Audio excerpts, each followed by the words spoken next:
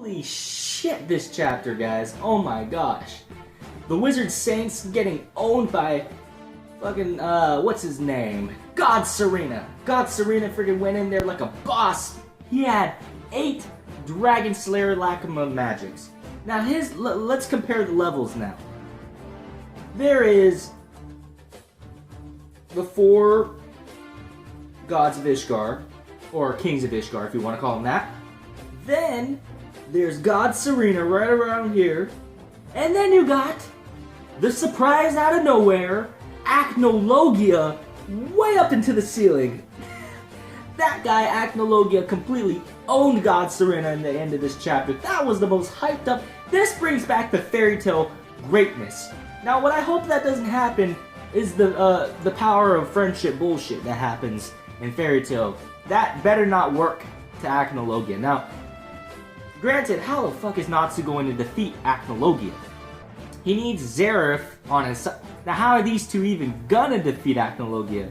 They need Gildart's failed against Acnologia. So, still, I didn't even think Natsu could take on God Serena. At this point, I don't know how would Natsu be able to take out Acnologia, let alone God Serena. But then you got August and the assassin guy there. We don't know the assassin's guy abilities, but I bet he's a badass because he just showed up with these guys.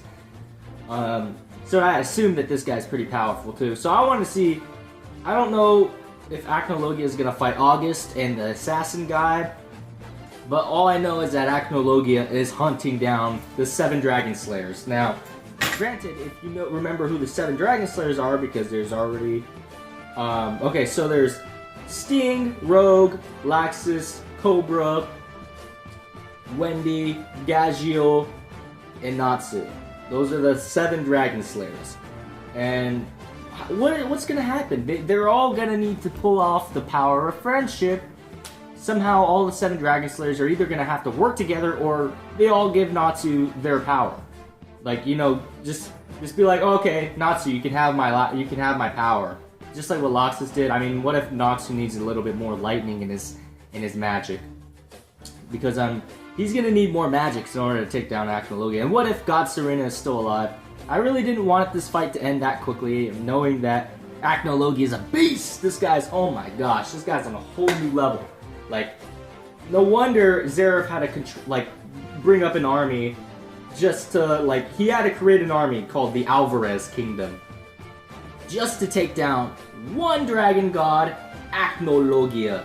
And Acnologia's, man, to see him in his human form even badass?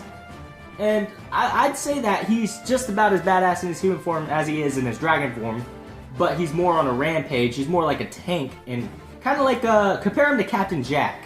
It's like that, okay? Captain Jack from One Piece. You know how he's in the big-ass mammoth form, he just goes on a rampage, wrecking shit.